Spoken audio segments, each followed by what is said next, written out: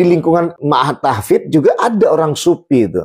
Padahal Ma'at Tahfidz itu mungkin memang nggak dianggap sebagai sebuah tarekat. Tapi bisa jadi santri-santrinya itu ada yang mengamalkan secara diam-diam atau dia mengikuti apa yang disampaikan oleh guru-gurunya tuh.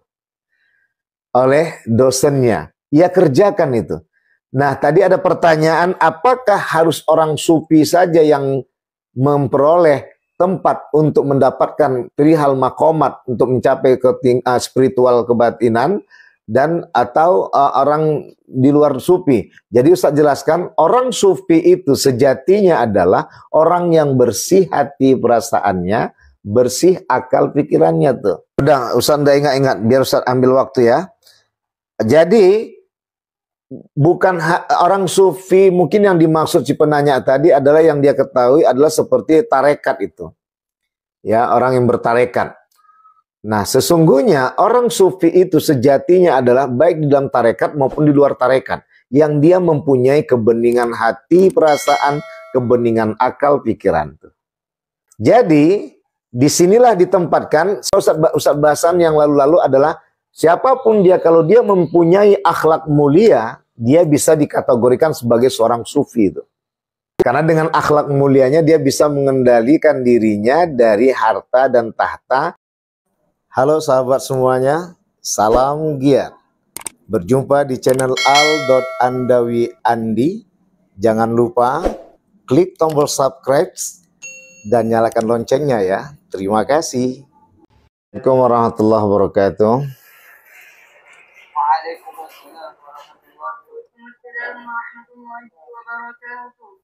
Kali ini kita akan membahas tentang tasawuf yang mengupas tentang makomat dan ahwal. Ini kita lagi dalam kuliah online karena ada kegiatan kita nggak sempat ke kampus. Nah, ini adik-adik, coba keluarkan suaranya. Assalamualaikum. Nah.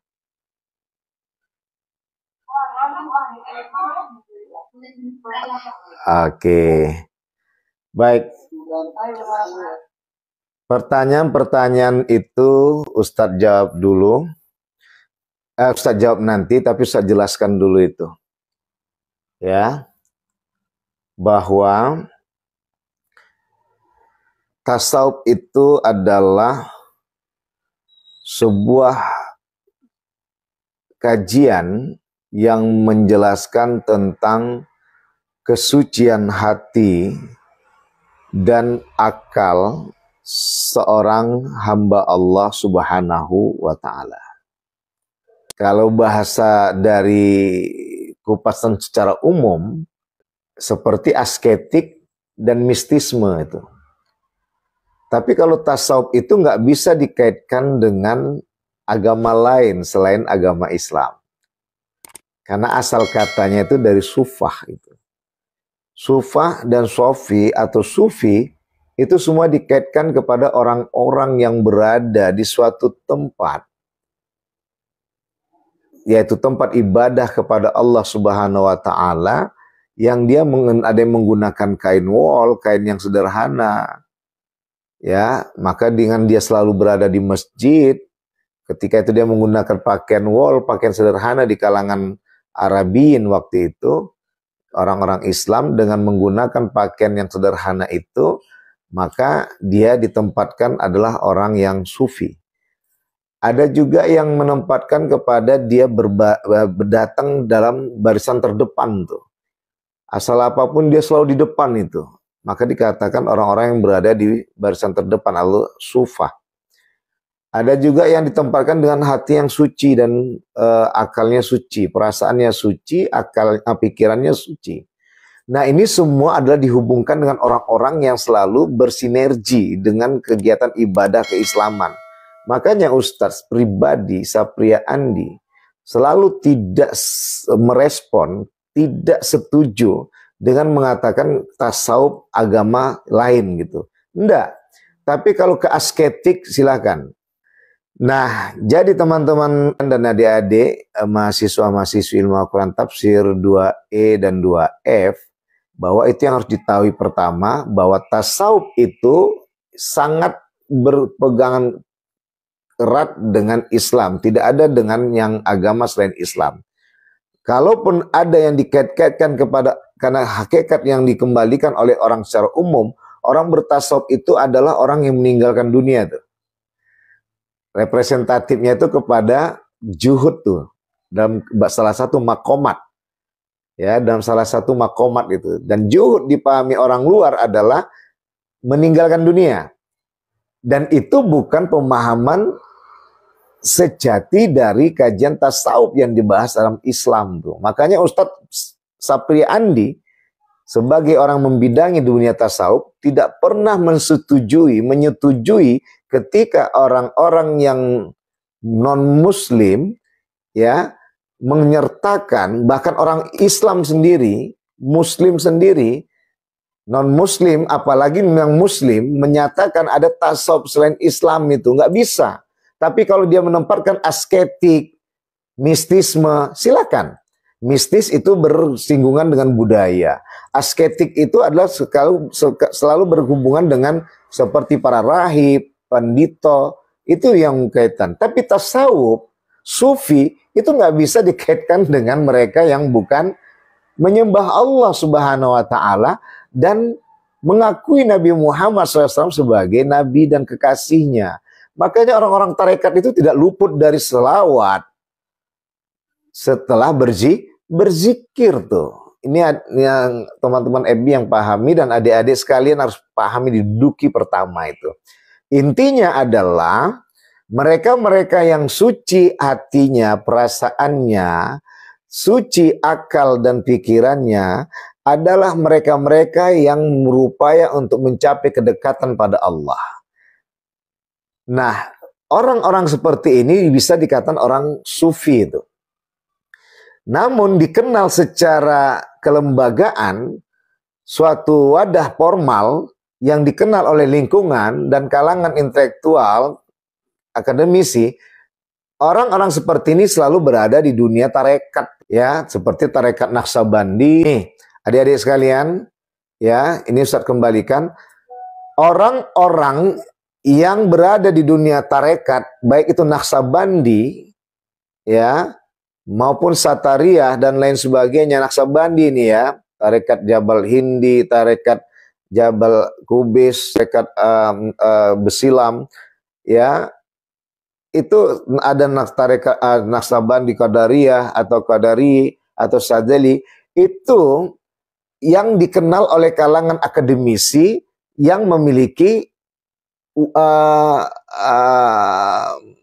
apa namanya, yang memiliki ranah kesupian tuh. Sementara bisa aja di lingkungan adik-adik sekalian, entah si Rifki, entah si Fuad, entah si Alip, atau entah si Delwa, atau si Inka, ini kedudukannya. Ya, ini. Nah, jadi di sini harus adik-adik pahami, teman-teman EBI sekalian, Bang Miko atau Mbak Miko Januar, bahwa bisa ada di lingkungan kita yang dia tidak bertarekat, dia tidak hadir dalam dunia tarekat, dan dia bisa dikatakan seorang sufi. Ya, terima kasih Abang Tahfidz Imam Ahmad telah hadir. Jadi bisa juga di lingkungan Ma'at Tahfidz juga ada orang sufi itu. Padahal Ma'at Tahfidz itu mungkin nggak dikenal sebagai, memang nggak dianggap sebagai sebuah tarekat. Tapi bisa jadi santri-santrinya itu ada yang mengamalkan secara diam-diam atau dia mengikuti apa yang disampaikan oleh guru-gurunya tuh, oleh dosennya. Ya, kerjakan itu. Nah, tadi ada pertanyaan, apakah harus orang sufi saja yang memperoleh tempat untuk mendapatkan perihal makomat untuk mencapai spiritual kebatinan, dan atau orang di luar sufi? Jadi Ustaz jelaskan, orang sufi itu sejatinya adalah orang yang bersih hati perasaannya, bersih akal pikirannya tuh. Sampai sini paham adik-adik sekalian? Paham? Nah, yang ditanyakan udah Ustaz udah ingat-ingat, biar Ustaz ambil waktu ya. Jadi bukan orang sufi, mungkin yang dimaksud si penanya tadi adalah yang dia ketahui adalah seperti tarekat itu. Ya, orang yang bertarekat. Nah, sesungguhnya orang sufi itu sejatinya adalah baik di dalam tarekat maupun di luar tarekat, yang dia mempunyai kebeningan hati, perasaan, kebeningan akal, pikiran. Nah, jadi disinilah ditempatkan Ustaz bahasan yang lalu-lalu adalah siapapun dia, kalau dia mempunyai akhlak mulia, dia bisa dikategorikan sebagai seorang sufi itu.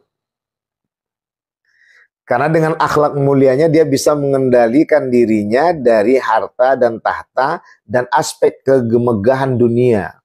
Dan dia akan berkata, aku tidak berani karena ini semua adalah ujian yang dibagikan Allah. Padahal dia bukan orang tarekat. Padahal dia adalah mahasiswa biasa. Padahal dia adalah santri biasa. Padahal dia adalah seorang siswa biasa.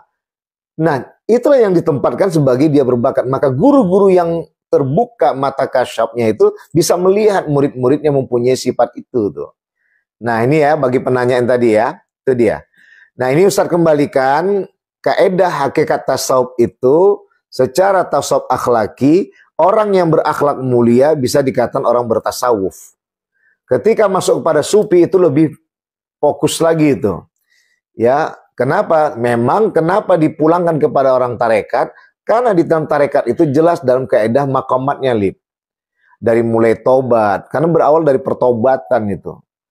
Tapi tobat itu kan terdeklarasi seorang murid kepada syekhnya, kepada mursyidnya, kepada gurunya. Itu yang terlihat di dalam dunia tarekat itu. Ya, dia mulai bertobatan, kemudian dalam tobatnya itu dia butuh cinta. Ya, walaupun meskipun dari masing-masing tokoh tasawuf itu beda-beda tuh dalam menjelaskan maqamat. Tapi Ustaz ikuti aja dengan makalah. Ya, dengan melalui cinta. Kenapa udah bertobat tadi dia hadirkan cinta itu tuh. Kenapa? Karena dia merasa diterima Allah merespon taubat dia. Nah, ketika dia sudah mencintai Allah, ya, mahabbah, maka dia tanamkan dengan juhudnya itu. Juhud dalam arti perlu kesungguhan diri itu. Nah, juhud itu mengedepankan akhirat baru dunia. Mengedepankan akhirat baru dunia itu.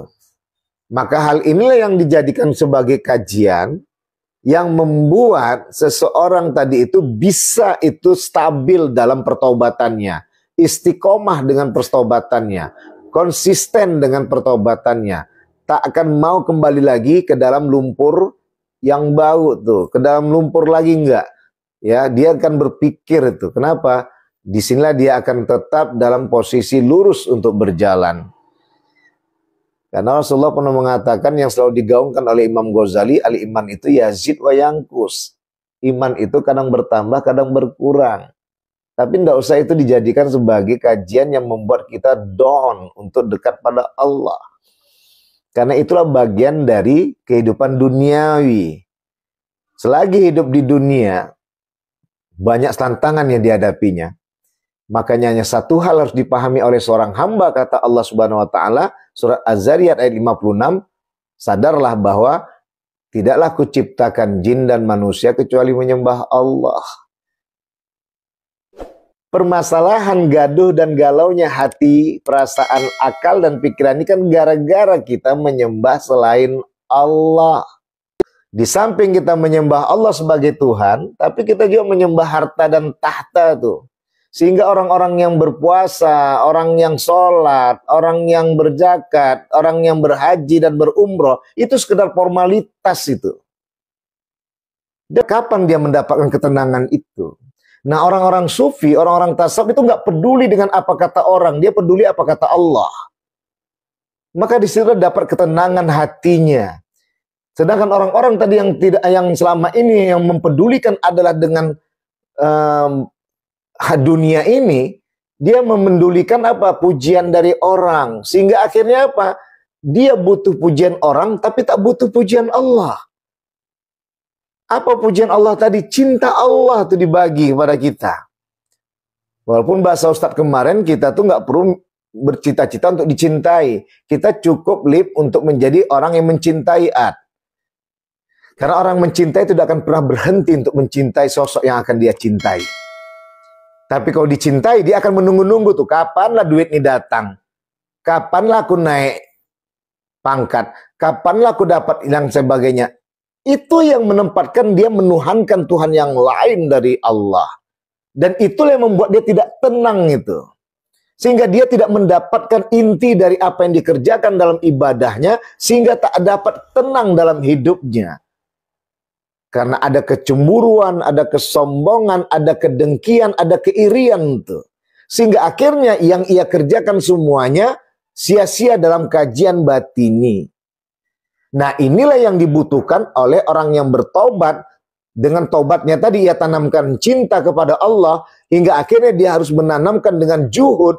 Juhud tadi adalah mengedepankan akhirat, hingga dia tidak akan lagi terulang untuk berbuat dosa. Tobatan nasuha namanya, itu masuk kepada prosesi juhud tadi itu. Ya, prosesi juhud itulah yang ditempatkan hingga ia nanti masuk kepada sabar. Ketika kawan lama yang pernah berbuat salah sama dengan dia mengundang lagi, selama ini mengeluarkan duit nih, katanya udah gratis sama kau.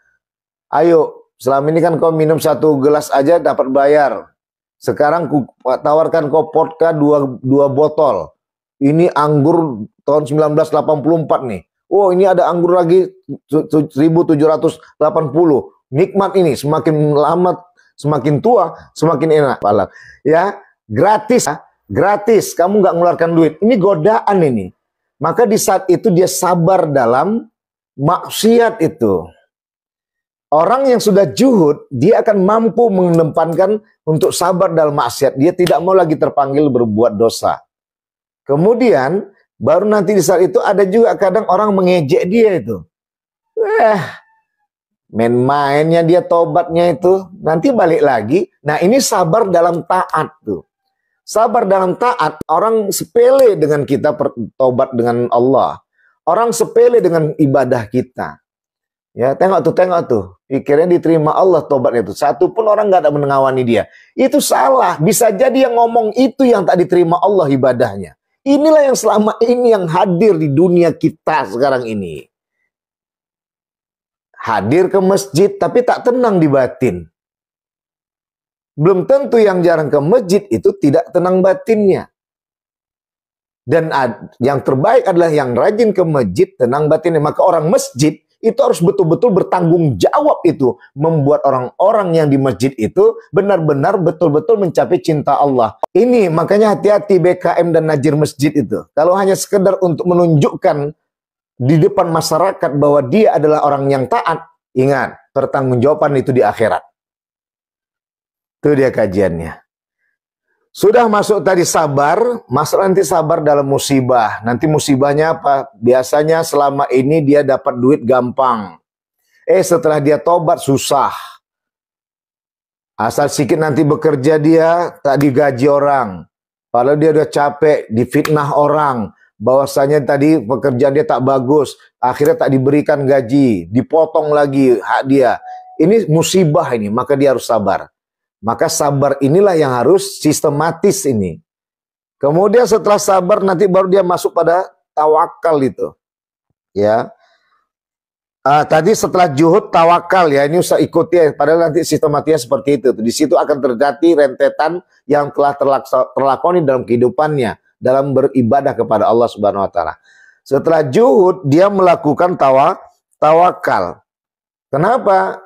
Apapun yang terjadi ketika dia sudah mengedepankan akhirat dan baru dunia, dia akan pasrah kepada Allah. Ada alhamdulillah, tak ada alhamdulillah, karena semuanya serahkan pada Allah. Ya, maka di saat itu dia akan bersabar itu dengan kenyataan. Sabar dalam taat yang Ustaz bilang tadi, awak udah tobat diejek orang. Sabar dalam maksiat tadi, awak tadi udah tobat, tiba-tiba orang banyak, cewek yang tadi awak kejar nggak datang, tiba-tiba udah tobat, baru sibuk nyodorkan, bahkan bawa kawan lagi yang cantik-cantik untuk dizinahinya. Jadi akhirnya ini adalah sabar maksiat nih. Sabar dalam musibah yang selama ini dia sedikit kerja aja dapat duit banyak. Ini udah kerja betul-betul serius, udah ikhlas, udah tulus. udah jujur, tak dapat gaji. Ini sabar dalam musibah. Nah, posisi-posisi inilah yang harus dimilikinya untuk mendapatkan spiritual yang tinggi itu. Maka masuk yang terakhir adalah ridha. Inilah yang kaji yang ditempatkan, ilahi anta maksudi wa ridhoka matlubi. Wahai Tuanku, engkaulah tujuanku. Karena dari awal tadi taubat itu. Dari pertama manusia yang sudah sadar bahwa dia diciptakan sebagai hamba Allah, hanya menuhankan Allah, bukan menuhankan harta dan tahta, sehingga semua dilakoni dengan bismillah. Maka dalam hal ini adalah sadar dengan menghambakan diri pada Allah, bukan menghambakan diri pada harta dan tahta, itulah yang akan ditanamkan dalam taubat itu. Ya, di dalam pertaubatan itulah yang didatangkan kepada tujuannya hanya satu, yaitu Allah. Tuhan yang Maha Kuasa, bukan tujuannya untuk harta dan tahta. Nggak ada itu bayi yang langsung datang itu udah pakaiannya dengan tangannya dengan gelang emas, dengan kalung emas, dengan kerabu emas, dengan cincin emas dan lain sebagainya. Nggak ada. Atau langsung bayi itu lahir dengan pangkatnya Jenderal Bintang 5, nggak ada. Itu bayi semua lahir nggak berpakaian loh. Makanya kita tuh harus sadar sebenarnya yang sombong-sombong tuh kasihan kita nengok yang sombong. Padahal dari bayi itu dia datang nggak ada berbenang, nggak ada berpangkat, nggak ada berharta, nggak ada bertahta. Itulah orang yang bisa menyadari dan disitulah dia melakukan tujuannya hanya satu-satunya adalah Tuhan. Allah Subhanahu wa Ta'ala. Waridhoka matlubi. Apa yang dia minta adalah ridho. Kalau ridho itu sudah datang, dapat ridho Allah, dia apapun Allah kasihkan itu atas keridhaan Allah. Apa guna kita dapat mobil Fortune kalau dikejar-kejar kita untuk diminta setiap bulan, hampir menenggak nyawa. Paham maksudnya? Ya, kita dapat mobil mewah tuh, tapi setiap bulan pening kita untuk bayarnya. Kan seperti itu, buat apa? Bagus kita tadi dapat mobil apa adanya, tapi kita tidak terganggu dengan bulanannya. Ini yang disebut dengan ridha. Wabtaghi min fadlillah. Carilah keridhaan Allah, keberkahan Allah. Nah, ini dia tadi. Maka masuk kepada pertanyaan kita adalah yang ditanyakan oleh Nurul Awaliyah. Apakah awal diperoleh karena sufi atau orang biasa? Oh, itu si Nurul Awaliyah rupanya. Udah Ustaz jawab. Kemudian Siti R, bagaimana bentuk datangnya awal itu? Tadi udah dijawab. Di antaranya adalah tadi udah dijawab sama Penaa Rifki dan sudah sangat jelas sekali. Contoh lain Ustaz kasih tambahan, mungkin ada yang mendengar suara Al-Qur'an, bacaan Al-Qur'an dibacakan bergetar hatinya, itu ahwal itu. Tapi ingat, ahwal itu pun diawali dengan kebeningan hati, perasaan, kebeningan akal, pikiran. Maka Ustadz alhamdulillah sekarang sudah mudah-mudahan masuk pada prosesi itu tuh.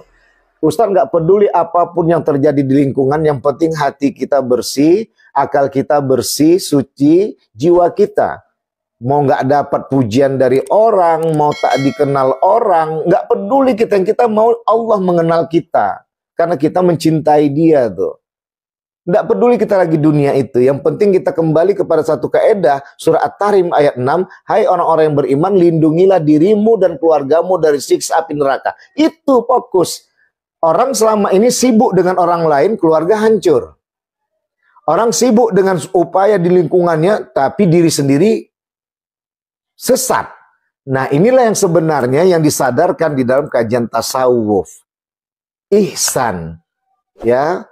Indra, letakkan gelas di atas meja. Ya, Mak. Indra tadi meletakkan gelas tadi dengan penuh hati-hati. Ia letakkan gelas tadi di tengah-tengah meja. Karena dia berpikir jauh ke depan. Andaikan adikku yang 3 orang tadi yang lasak, bermain-main, terkena tadi meja tadi, gelas itu tetap akan aman. Inilah orang berpikir ihsan tuh. Tapi kalau orang yang nggak berpikir ihsan, Indra, tolong letakkan gelas tadi. Iya, Mak. Diletakkannya di mana, mau pinggir mana, masalah jatuh, itu nomor 10. Kok jatuh, Indra? Udah letakkan di atas meja, mana tahu, Mak. Itu yang disebut orang yang tidak mempunyai kebersihan hati dan kebersihan akal. Orang yang punya kebersihan hati dan akal, ia akan berpikir dan menerima pesan bahwa mama itu berupaya agar gelas itu jangan pecah. Maka Indra pun ikut-ikutan untuk memenuhi harapan mama tadi. Itulah yang disebut dengan innalillah wa inna ilaihi rajiun. Kita semua milik Allah, kembali kepada Allah. Dan mama dengan Indra itu adalah satu, karena dari kesatuan Allah yang maha satu. Inilah kita semua adalah sebenarnya satu tuh. Maka diajarkan kita dengan kebersamaan. Bagaimana merasakan orang-orang yang tak makan seharian. Kita 2 kali aja makan udah kecarian kita. Orang tuh yang tak makan 1 hari 2 hari coba. Ini yang dirasakan dengan kebersamaan itu dengan kejujuran. Jujur menyadari bahwa kita bukan siapa-siapa. Jujur bahwa kita hadir di muka bumi ini tidak punya benang. Tidak membawa pangkat, tidak membawa harta. Gitu ya. Oke, selesai sudah. Siti R sudah. Jadi ahwal itulah dia tadi datangnya tiba-tiba tuh. Dan dia memang nggak bertahan. Pertahanan itu akan muncul bila dia sudah menjadikan itu sistematis itu. Bagaimana sistematisasinya? Dengan makomat. Ada makomat secara formal yang dilakukan orang tarekat. Karena bersama-sama dengan murid yang lain, itu bahkan diingatkan dalam kajian suluk tuh. Makomat itu dilakukan oleh orang tarekat, dan tarekat itu biasanya melakukan dengan suluk itu. Ada yang 40 hari, ada yang 30 hari, ada yang 20 hari, ada yang 15 hari, ada yang 10 hari. Ya. Ada yang juga yang 5 hari. Nah, semua itu dilakukan itu. Maka oleh karena itu adik-adik sekalian, yang tidak formal itu biasanya dilakukan sendirian. Ya, kawan kita tadi mungkin malas bergabung sama yang lainnya, tapi dia bukan sombong. Itu yang dirasakan oleh Rasulullah. Orang-orang lagi suka menyambu ayam, ya, laga ayam, Rasulullah nggak suka. Tapi dia suka dia bermain sendirian. Tempat yang tanah lapang yang luas, padang pasir, dia merenung. Bukan karena dia sombong, enggak, dia nggak suka. Dan apa, ada kontak itu nggak cocok gitu loh. Nah, orang yang takut itu tadi tak berkawan, dia bergabung. Itu tadi orang yang nggak mengerti dirinya. Man aropa nafsahu, fakot aropa robba. Siapa yang mengerti dirinya, maka dia mengerti Tuhannya tuh. Karena kita kan sekarang takut nggak dikawani nih. Ya, nggak enak tuh kadang. Kita mau tuh betul-betul tulus. Kita mengikuti perkumpulan itu karena Allah. Bukan karena takut kita nggak didatangi rumah kita besok. Nggak perlu. Itu kita mengajarkan kemunafikan di antara orang-orang. Dan itu sebenarnya sudah diajarkan dengan kebersamaan, keikhlasan dalam sholat berjemaah. Tapi sayangnya, kupasan dalam sholat berjemaah itu tidak diajarkan bagaimana ketauhidannya. Gitu ya. Dah selesai CTR. Sekarang Najwal Auni, jika salah satu makomat tidak dikerjakan, apakah keimanannya berkurang? Tentunya tidak memiliki kesempurnaan spiritual. Karena ini kan sistematis ini, taubat, ya, kemudian mahabbah, juhud, tawakal, sabar, ridho, itu semua sistematis. Ya, tapi nggak perlu dihafal. Nih aku sudah dalam keadaan juhud, dia enggak. Itu biasanya udah langsung menyatu itu. Tapi orang yang mengerti bisa mendefinisikannya, melihat dari diri orang yang melakoni, oh bapak itu sudah lagi bertobat. Ih, hebat kali bapak tuh karena dia menanamkan mahabbah. Ih, luar biasa bapak tuh nggak tergoda karena beliau sudah berjuhud. Wih, kok bapak tuh tidak tidak pernah goyah di bagaimanapun dihantam orang karena bapak tuh sudah tawakal. Padahal udah jelas hak-haknya tadi ada tapi nggak dikasih, dia sudah tawakal. Wih, bapak tuh kok tenang-tenang aja dengan kenyataan yang ada. Bapak tuh sudah bersabar. Ih, bapak tuh kok bisa bersabar begitu ya? Karena dia udah mencapai ridho. Jadi itu sistematis. Bila ini kurang, berarti tidak hidup. Bagaimana ia melompat ke ridho kalau dia sabar nggak ada? Bagaimana dia mendapatkan kesabar kalau dia tidak tawakal? Betul tidak? Inka Miranda, betul tidak? Ya kan? Cobalah tadi si Indra keluar ke UIN Sumatera Utara. Bajunya lepas, peci dipakai, celana digunakan. Kemudian pakai sepatu. Datang ke UIN, apa kata orang? Orang gila tuh masa nggak berpakaian, padahal tadi di atas pakai peci, pakai celana panjang model terbaru, sepatunya yang harga mahal, bajunya nggak ada. Sama seperti itu. Dia semua itu harus sama, apalagi yang pakai peci, pakai baju, celananya nggak pakai sepatu model yang harga 2 juta. Sama saja. Sama juga dengan dia pakai peci, pakai baju, pakai celana, nggak bersepatu, kaki ayam dia masuk ke kelas. Sama saja. Jadi semua itu adalah sistematis dan dikatakan tertib tuh. Gitu ya. Ya, ini kajiannya sistematis seperti itu tuh. Jadi otomatis bahasanya CTR, Nazwal Auni dan Rizky Ramadhani ini sama ini tentang objek tadi ya. Sufi yang tidak lengkap dalam melaksanakan makomat, apakah dapat dikatakan dia mencapai makomat spiritual batin tertinggi? Nggak bisa, nggak dapat, karena ada sumbang di situ, ada yang ganjal itu, ada yang tumpang di situ, apa namanya? Ya itulah putus di situ. Jadi nongkrong aja lah nunggu, ya. Dan nggak mungkin dia mendapatkan ridho kalau dia belum sabar, masih dia berhenti dalam dunia tawakal, gitu ya. Baik, itu saja. Kemudian yang terakhir, Siti Hajar, bagaimana seorang sufi dapat makomat yang lebih tinggi? Tadi sudah dijelaskan. Tentunya adalah harus sistematis. Dan sistematis itu dapat dirasakan dengan ahwal. Nah, ahwal itu tadi dirasakan berawal dari apa? Berawal dari mahabbah. Ya, datangnya cinta. Diejek Rasulullah, diejek Allah, apalagi dia rela untuk menunjukkan pembelaan, ya. Makanya Ustaz katakan tadi, hadirkanlah kita sebagai pecinta Allah, jangan mengharapkan dicintai Allah. Itu biarlah kita tidak akan pernah berhenti mencintai Allah. Dan imbasnya apa Ustaz? Tenang hati kita, ya. Gagal dikasih orang harta, gagal dikasih orang pangkat, nggak pernah kita dalam keadaan down tuh. Kenapa? Karena kita selalu mencintai Allah, bukan mencintai harta dan tahta. Ketika datang harta tadi, ketika datang tahta tadi, makin mencintai Allah kita. Kenapa? Karena la haula wala quwata illa billahil aliyil azim. Belum datang harta itu, belum datang tahta itu, kita tidak akan pernah berhenti untuk mencintai Allah. Kita selalu mencintai Allah. Kenapa? Harta yang sudah diberikan Allah pada kita adalah napas, nyawa. Lawang nggak ada harta dan tahta bisa bernapas ke depaten itu. Berapa banyak orang yang punya harta dan punya tahta tak bisa bernapas. Gitu loh. Nggak terhitung masuk rumah sakit tuh. Ya. Maka dia dibudaki oleh harta dan tahta itu. Nah, itu dia ya. Maka oleh karena itu, ini dikembalikan kepada mahabbah. Setelah mahabbah masuk pada khauf. Apa tadi khaufnya? Takut dia, cintanya tak diterima Allah. Maka ketika itu Rasulullah berkata tuh, wa'mal li akhiratika ka'annaka tamutu ghadan. Berbuatlah kamu urusan akhiratmu seakan-akan kamu mati hari esok. Maka di situ ada jalan khusyuk dalam sholat, dalam khusyuk dalam puasa. Ketika dia sholat tadi, waktu itu dia berpikir tuh, ya Allah,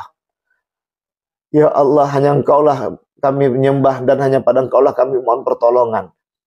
Dia bayangkan terus ketika berdiri, apakah nanti nyampe aku ruku, ketika ruku apakah nyampe aku nanti sujud, ketika sujud apakah nyampe aku nanti salam. Dia udah bayangin tuh kalau mati nanti gimana dipanggil Israel aku atas izin Allah. Yang kedua dipikirkannya, apakah Allah akan terima ibadah yang kukerjakan tadi?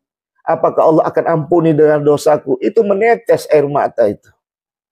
Nah, itu posisi perasaan khauf dalam suasana ahwal itu. Dan itu biasanya sudah terlatih dengan makomat tadi. Cuman makomat yang terlatih ini dengan usaha kerja keras itu biasanya ditampilkan oleh kalangan tarekat.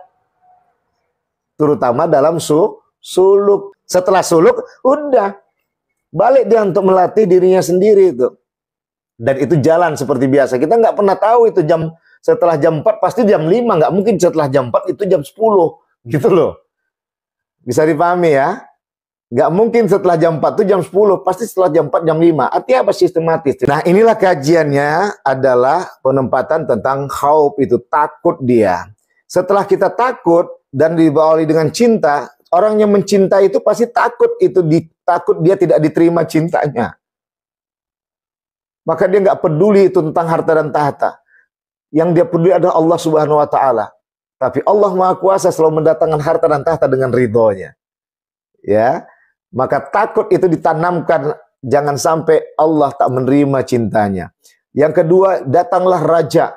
Raja tadi apa? Harap tuh. Ya, maka saya Abdul Qadir Jailani mengatakan nggak akan mungkin dapat raja bila tidak diawali dengan khauf. Raja itu harap. Harapan itu datang setelah kita takut. Bagaimana kita mengharap pemberian Allah, sedangkan kita tak pernah takut dengan Allah dengan tidak mengerjakan perintahnya. Puasa tidak, lebaran iya. Ya, puasa tidak, lebaran iya. Kemudian apa? Sholat tidak, doa mau dikabulkan. Maka takut dulu dengan kita mengerjakan perintahnya, kita tunjukkan cinta kita pada Allah, baru kita bisa berharap. Itu pun kita masih pertanyaan tuh, sholatku tadi betul-betul karena Allah atau karena jiran tetangga? Dan ini nggak bisa tawar-menawar, harus dikerjakan sholat itu. Kenapa? Dikerjakan berpahala, ditinggalkan berdosa. Nggak ada, nunggu aku masuk nanti pada khusyuk lah baru aku sholat. Nggak bisa, besok udah datang gempa, ketimpa pohon toge kita, meninggal kita. Ya, karena itu wajib dikerjakan berpahala, ditinggalkan berdosa. Apa jalannya? Jumpai diri kita bahwa kita adalah hanya menyembah Allah, diciptakan di muka bumi ini, bukan menyembah harta dan tahta yang selama ini disembah oleh orang tuh. Ya, tuh harap, roja. Kalau sudah dapat roja tadi harapan Allah, Allah udah bagi sama dia, datang syok, rindu aja.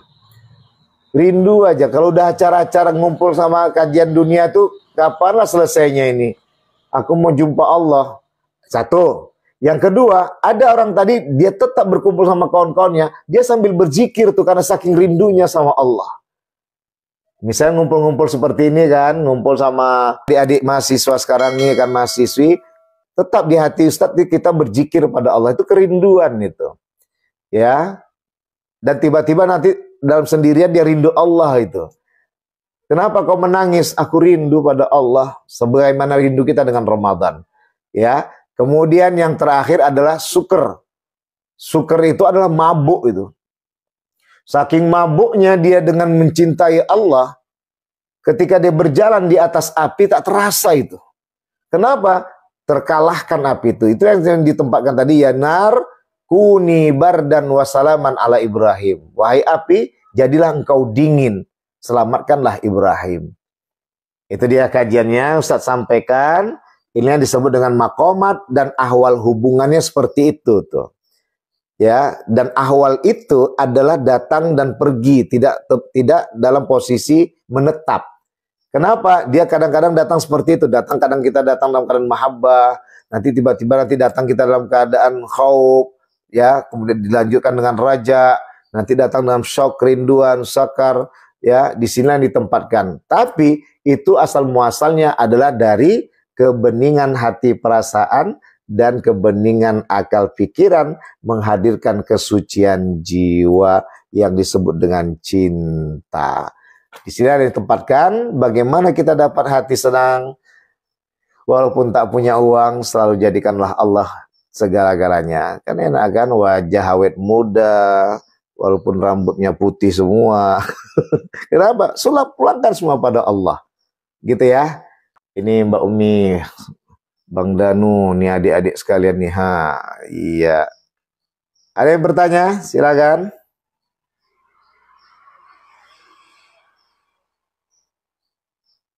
Oke, jadi intinya adalah berbicara tentang tasawuf itu sejatinya kalau dikumpulkan ke kalangan umum, masyarakat umum, adalah mereka-mereka yang mempunyai kebeningan hati, perasaan, kebeningan akal, pikiran, kesucian jiwa. Artinya adalah ia tak terkendalikan dengan apapun yang ada direbutkan dan diributkan orang ini. Kenapa? Karena di situ dia telah memiliki akhlakul karimah. Sehingga dia beradab. Dan hakikat adab itu adalah sadar bahwa kita hadir di muka bumi ini diciptakan Allah melalui rahim ibu kita adalah untuk menyembah Allah, bukan menyembah harta dan tahta. Makanya banyak yang sekarang ini gara-gara menyembah harta dan tahta munafik dia. Sholat dikerjakannya, puasa dikerjakannya, pintar dia, titelnya nggak tahu lagi mau letak kemana. Tapi apa? Untuk menggapai harta dan tahta itu, bukan menggapai cinta Allah. Akhirnya siapa yang rugi? Dia sendiri yang rugi. Bukan Allah rugi. Kita tak sholat, bukan Allah yang rugi. Kita yang rugi. Kita tak puasa, bukan Allah yang rugi. Kita yang rugi. Makanya jadi Ustaz katakan ketika kita harap, pertanyaannya, apakah yang kulakukan sholat itu sudah karena Allah? Apakah yang kulakukan puasa itu tadi sudah karena Allah? Apakah yang kulakukan segala hal itu sudah karena Allah? Maka dalam hal ini, inilah kita kembalikan agar kita bisa menuju cinta Allah. Walaupun orang yang tidak bertarekat, tapi dia pahami kajian keislaman Fuad, dari mulai SD, SMP, SMA, Ibtidaiyah, Sanawiyah, Aliyah, masuk ke Winsu, insya Allah ini bisa kita gunakan. Apa yang kita kejar? Akhlak yang mulia dan adab yang mulia. Akhlak yang mulia, perilaku yang dilakukannya kepada sesama, terutama kepada Allah Subhanahu wa Ta'ala, dan sadarlah dengan bahwa adab itulah yang di atas ilmu. Karena adab itu kesadaran diri bahwa kita diciptakan hanya untuk menuan Allah yang maha suci. Terima kasih. Pada Allah menampun para sekalian, minta maaf. Ustaz tutup dulu di Facebook ya, siaran langsungnya. Terima kasih pada Bang Julkipli Ritonga, Bang Danu Uwes, Mbak Umi Ariningsi, dan yang lainnya tadi sebelumnya. Semoga Allah berkati. Subhanakallahumma bihamdika asyhadu alla ilaha illa anta astaghfiruka wa atubu ilaik. Wallahu muwaffiq ila aqwamit thoriq fastabiqul khairat. Assalamualaikum warahmatullahi wabarakatuh.